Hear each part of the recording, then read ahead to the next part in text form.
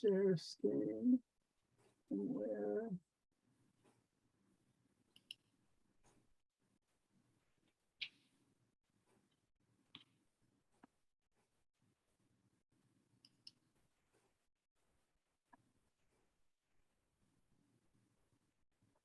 Okay. So let me give a little talk for a few minutes at least. This is called Patterns in the Iteration of an Arithmetic Function. And I think you got the wrong window up, Mel. We're just looking at the tech log right now. Programming, yeah, we're right? looking at a long list of commands. Okay, so let me try this again. I do share screen. Well, maybe I can, if I close all my other Beamer stuff, then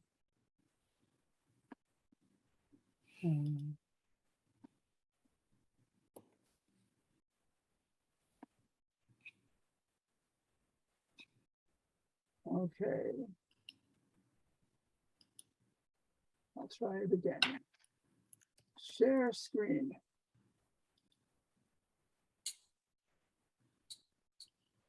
Oops. No, I don't have any Beamer.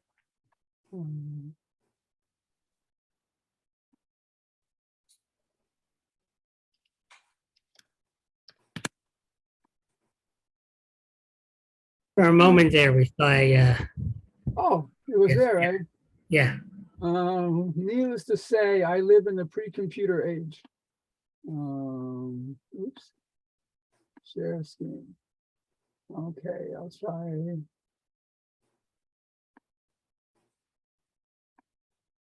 All right. So do you actually see a real slide now? Yes. Yes. Okay, good. So patterns in the iteration of an arithmetic function. Completely neutral topic title. That's why I chose it. So, so let me just start with kind of like the abstract. So you see what this is going to be about. We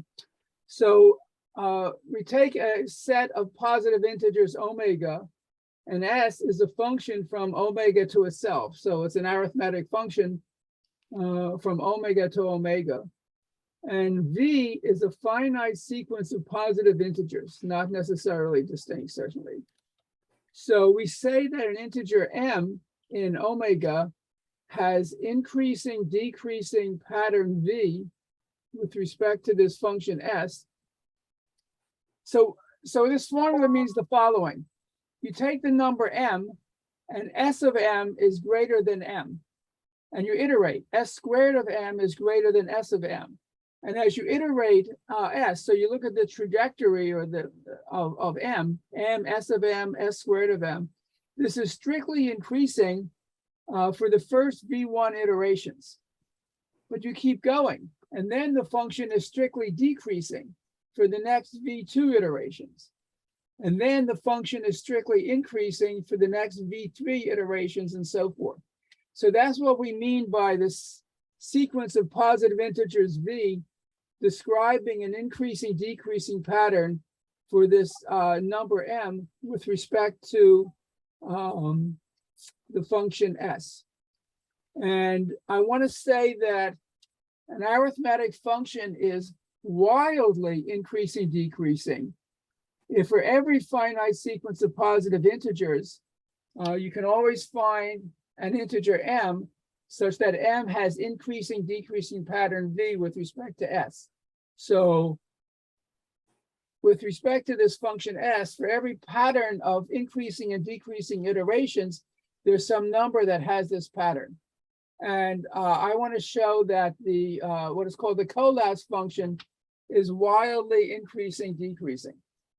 Let me just say how this started. Last Monday, I was shopping at Costco.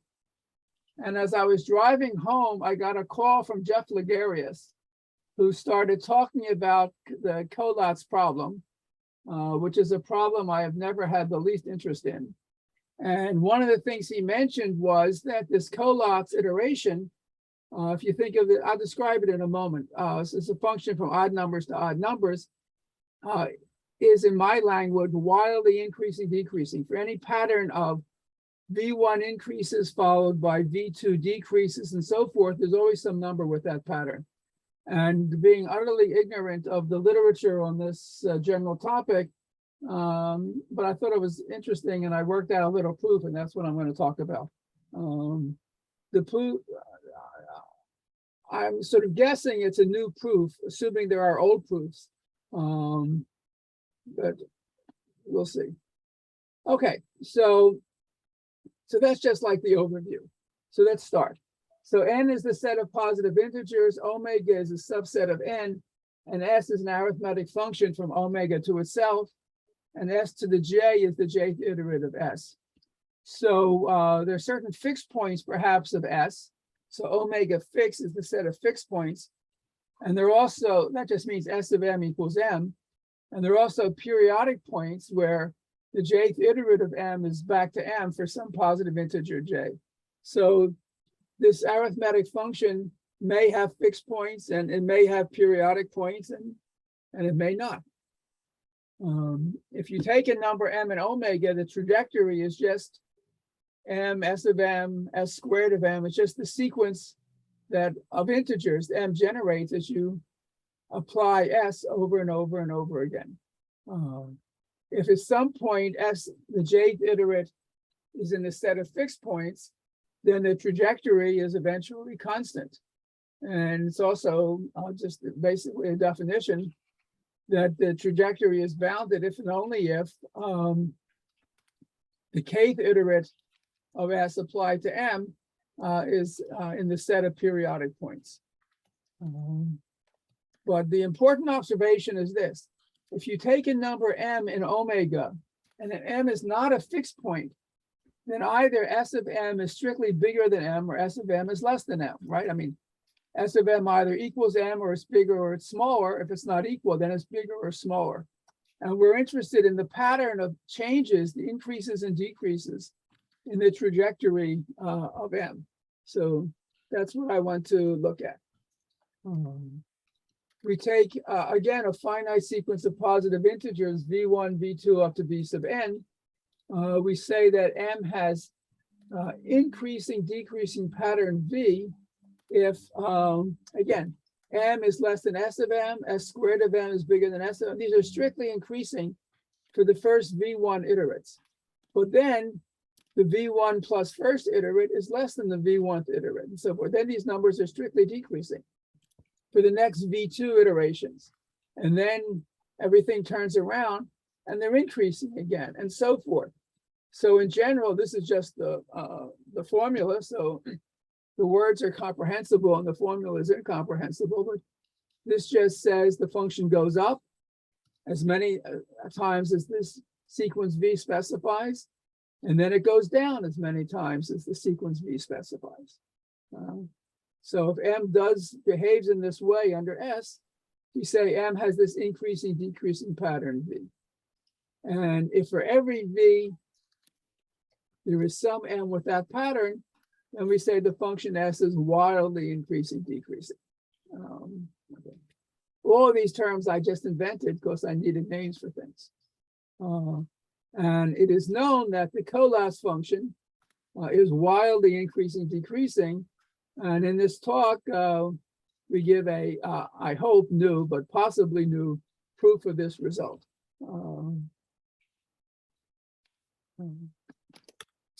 So we're going to have a slight digression before we get to this. So a vector in Rn is positive if all of its coordinates are positive.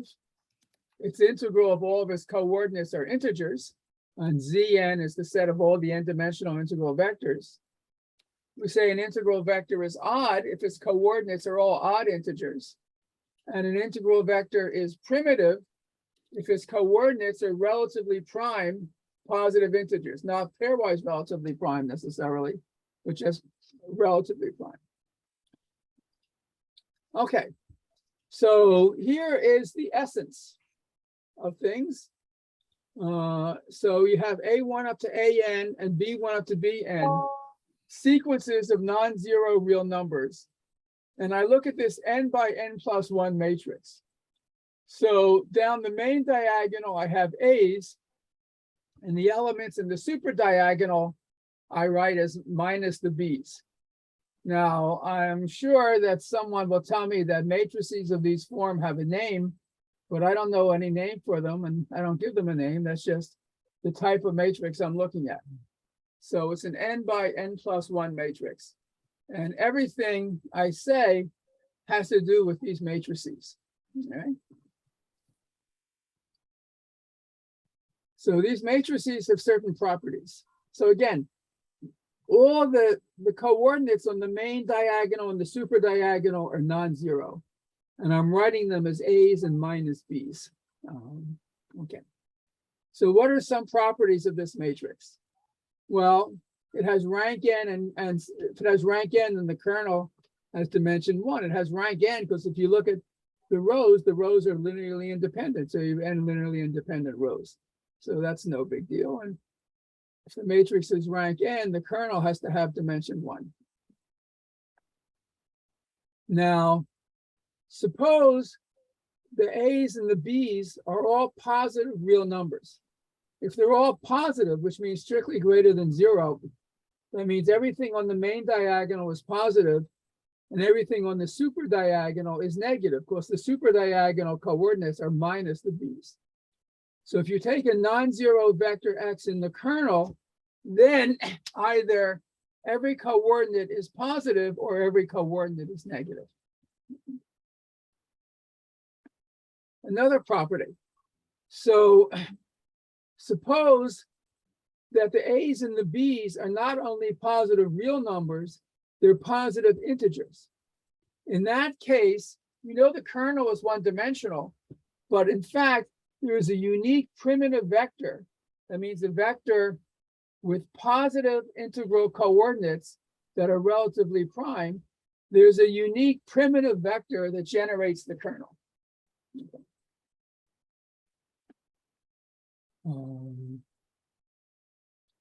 Okay. Well, suppose that the A's and B's are not only positive integers, but all the A's are odd numbers and all the B's are even numbers. So we know there's a unique primitive vector in the kernel. And in fact, for that unique primitive vector, the first n coordinates are even and the last coordinate is odd. Okay, wow. And one last property of these nice matrices says the following. So again, we have this n by n plus 1 matrix, zeros everywhere except below the diagonal and above the super diagonal. Down the main diagonal, the coordinates are all odd positive integers. And above the main diagonal, the coordinates, which are minus the B's, are all negative even integers. Now, this is slightly technical, but I mean, it's true, so that's all that really matters. If you take any vector, any integral vector, whose coordinates are odd positive integers, that H be such a vector. Actually, I should have said odd integers. They don't have to be positive. H is any vector whose coordinates are odd integers. If X is a vector, so if H is in the, so M is a matrix with integral coordinates. So if you take M applied to an n plus 1 dimensional integral vector, you get an n-dimensional integral vector. So if there's an integral vector X with integral coordinates, X and Zn plus 1, such that Mx equals H, then in fact, you can find a vector G such that Mg equals H, and the coordinates of G are odd and positive integers, right? Odd and positive. All right, okay. So all of these things need little proofs, and they're all our proofs, but I'm certainly not going to give them. And there's a paper with all this written down that I posted this morning, or actually posted yesterday, so it's on archive right now where proofs are available. Okay. All right, a second curious theorem, and again, M is still this n by n plus 1 matrix with two diagonals non-zero and everything else zero.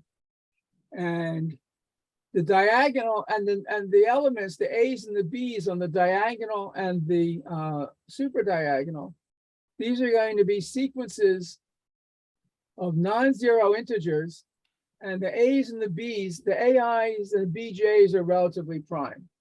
The AI's don't have to be relatively prime, and the BI's don't have to be relatively prime. But AI and BJ, for every I and every J, the greatest common divisor of AI and BJ is 1.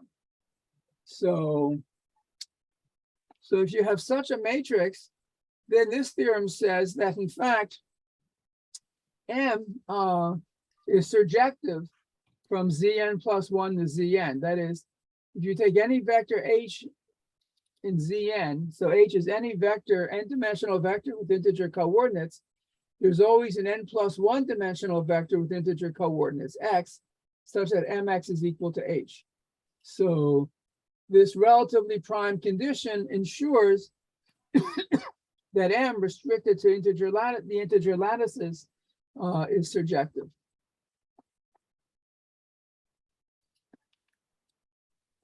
If you write this out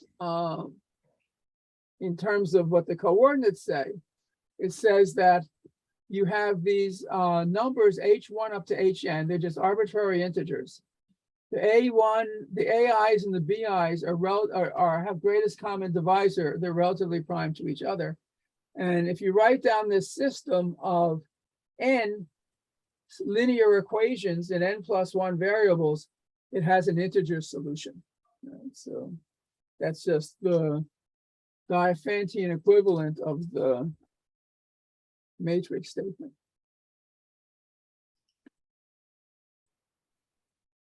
So, so what's a nice example of numbers that are relatively prime to each other? So suppose we let VI be a sequence of positive integers, of n plus 1 positive integers. So define sequences of integers AI and BI as follows. AI is 3 to the VI, and BI is either 2 or 4 to the I plus first V, VI sub plus 1. So the A's are powers of 3 and the B's are powers of 2, are powers of 2.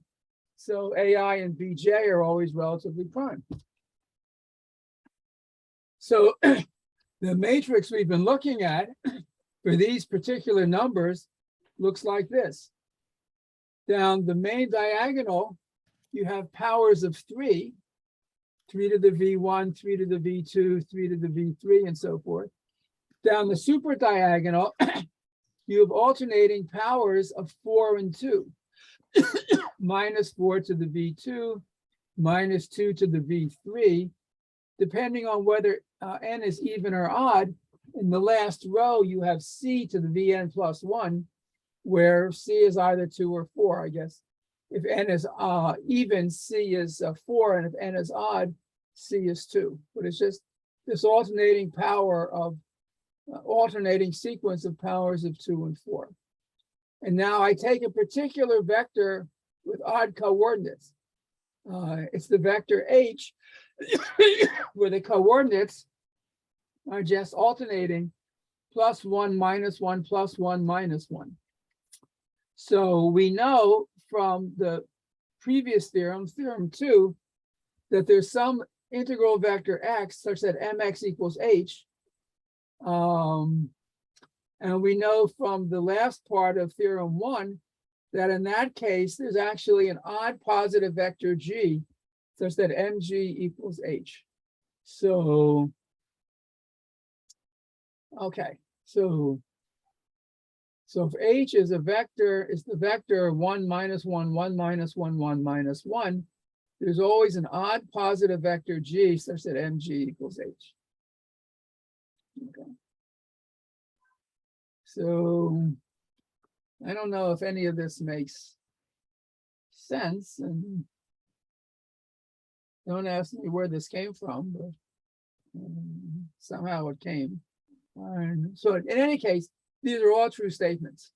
So let's see what we can get from this. All right, so there's this famous Collatz problem. So a slightly more general version says the following. You take a prime number p, and omega p is the set of positive integers not divisible by p. So for example, omega 2 is the set of odd positive integers. And take an integer L, I say at least 2, but maybe L equal 1 is okay, but take it into positive integer L,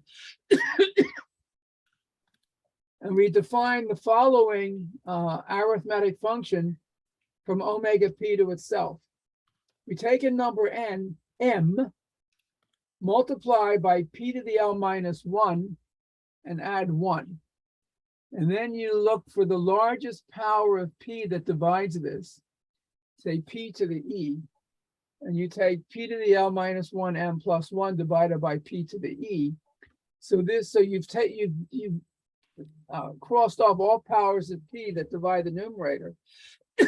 So this number s of m is relatively prime to m, and it's an omega. And that's my function. That's my function. So 1 is certainly not divisible by p, and it's also the case the only fixed point of this function is 1. So if m is different from 1 and not divisible by p, when you apply s to m, you either get a number bigger than m or less than m, so you can look for patterns. And let me just show something, state something in one dimension, or sorry, in one direction. If you take a number w not divisible by p, and positive integers v and l,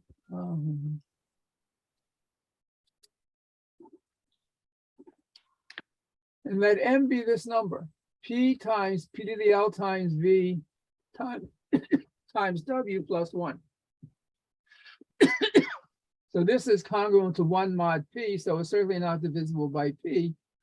And if you apply s to this function, what you see happens is the power p to the LV, that goes down by L. But then you put in a factor of p to the L minus 1.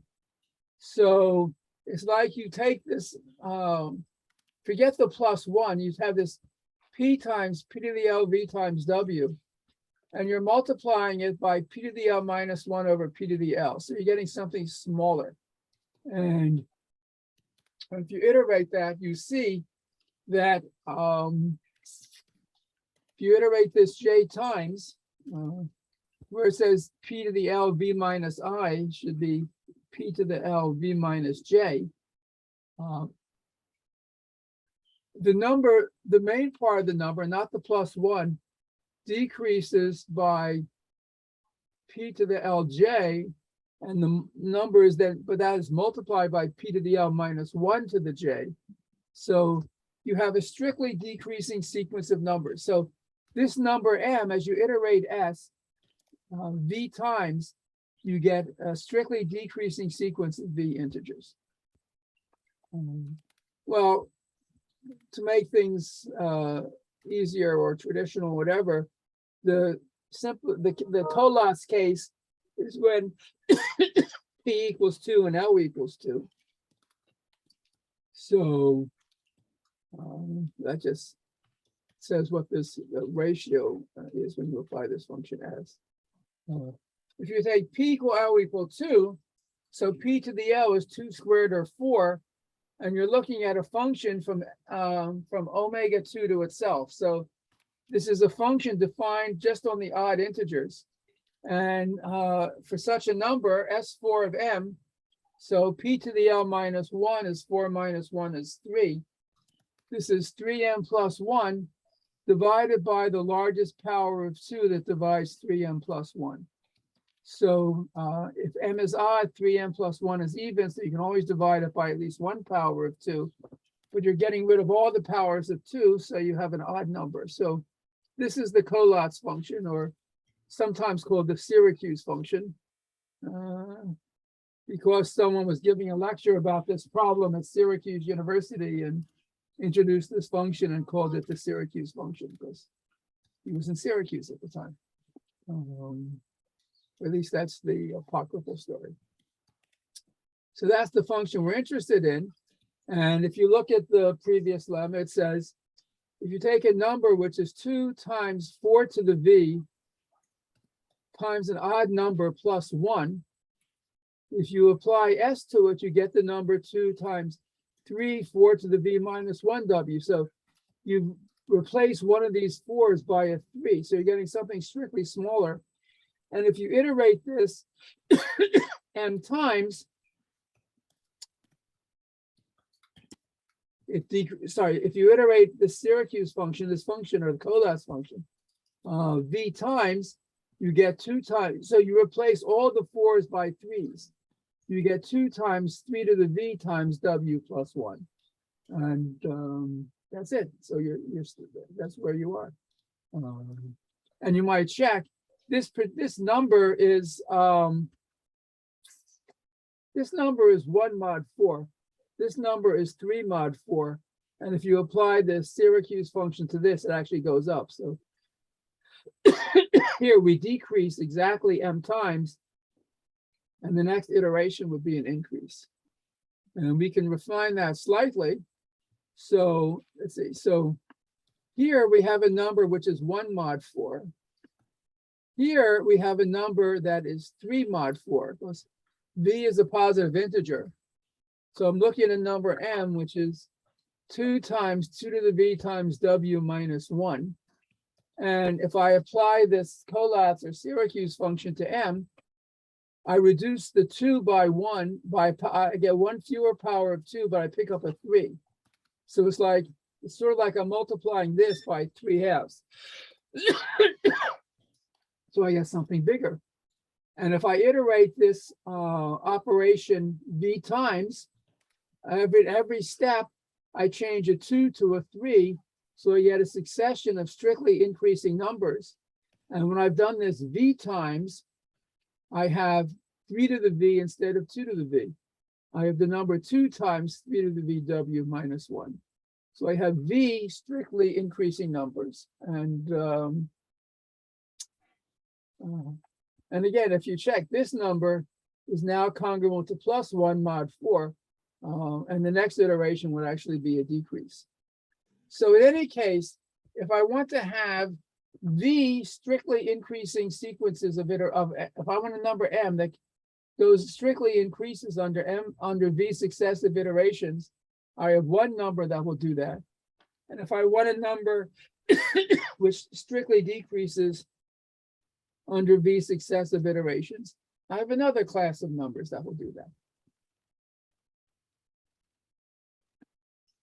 Okay, and now I claim I've proven my theorem that the Collatz function S4 is wildly increasing, decreasing. That is, for every pattern of increases and decreases, I have such a number, I can find such a number m. So let me see if I included the proof here. Okay, so it doesn't matter whether you start with increases or decreases. If you want to start with decreases, just precede it with some increases and then forget what you did. So suppose we take a finite sequence of positive integers. So an integer m, an odd integer m, that's what omega 2 is, increases for v1 iterations of this Collatz function if m is of this form. Right? I mean, there are other numbers that might increase for v1 consecutive iterations, but we know this one does. That was the lemma I showed a moment ago. And when you've gone up v1 times, you have v1 strict increases, and you've hit this number where you've replaced the 2's with 3's. So you have the number 2 times 3 to the v1w 1 minus 1. Now, you want this guy to turn around. You want, as you continue to iterate, that now the numbers are strictly decreasing. So what can we say about that? Well, this number strictly decreases for V2 iterations if this number, 2, 3 to the V1, W1 minus 1, is of the form 2 times 4 to the V2, W2 plus 1 for some odd integer, W2. That is, if this number can be written in this way, or if you can choose odd numbers, W1 and W2, that satisfy this equation, then for that number M, it will strictly increase for V1 steps and strictly decrease for V2 steps. So you have to know, so V1 and V2 are given, they're fixed, but can you find odd integers that solve this equation, which is the same as solving this equation, okay? So you want W1 and W2 that satisfy this equation, right? Also, of course, when you have, let's see, let me go back for a second. When you have this number, when you iterate S on this V2 times, the 4s become 3s, and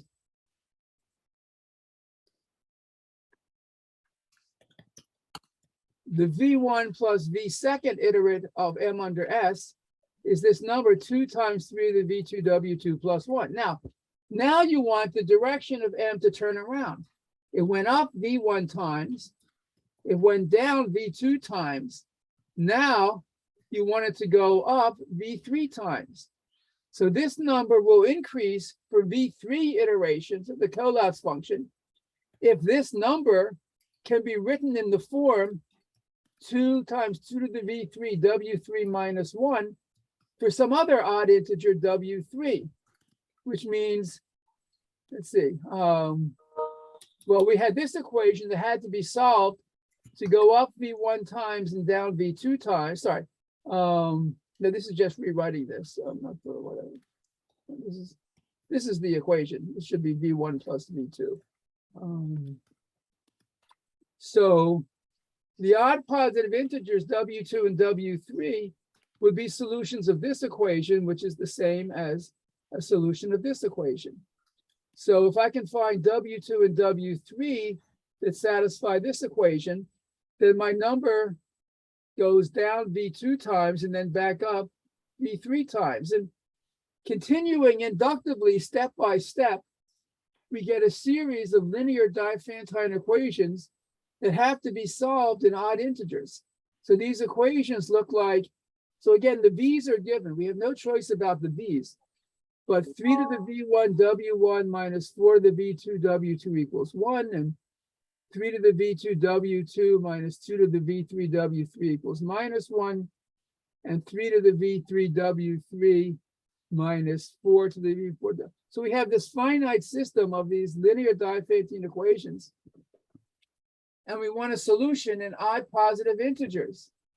But, miracle of miracles, that's exactly what I proved about my matrix, which was an n by n plus 1 matrix, where the main diagonal elements were powers of 2. Were powers of 3. The super diagonal elements were alternating powers, negative powers, or negative minus 4 to a power, 2 to a power, 4 to a power, and so forth. That's precisely what my theorem 2 provided, and we finished the proof. So we win, we're done. Wow, okay. So that is the whole proof of the theorem. And yeah, so that's really all I have to say. Otherwise, all I left out were proofs. And all I included that I should not have were, I think I found 3 typographical errors in this. So yeah,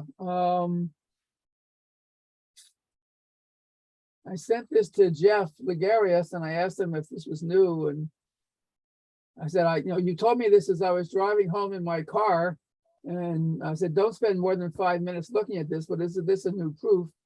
And he wrote back, and all he said was, did you find the proof while you're still driving home? And I replied that I drive too slow. I drive slowly, but I think even more slowly. So it took a couple of days. There is a question whose answer is probably known related to this, because in my matrix M, which was this special matrix with powers of 3s and 4s on the diagonal and the super diagonal, as a map from the n+1 dimensional lattice points to the n-dimensional lattice points, it was surjective.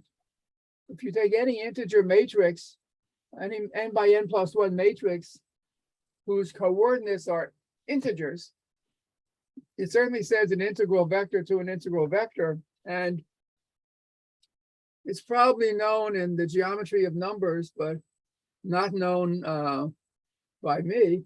We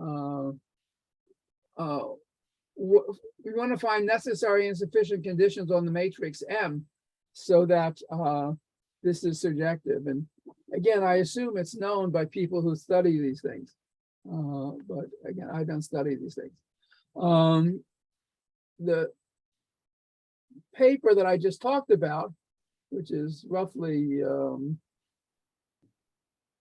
24 hours old, or no, it has to be older than that, 27 hours, because I had to post it on archive by 2 o'clock yesterday, is here. And yeah. So thank you. That's Thank you, everything. Mel. The paper is easily accessible. I have a copy. You have a, yeah, well, it's on archive, so. Yeah, very easy, very easy. Well, archive is one of the world's great inventions. The guy who did it, whose name I've forgotten, he was a high energy particle physicist at theoretical high energy particle physicist at Los Alamos. He did it so other people in high energy physics could interchange their preprints, and then he was urged to expand it to the rest of physics, and then the mathematicians asked him to expand it to mathematics, and he actually got a MacArthur Genius Award for this.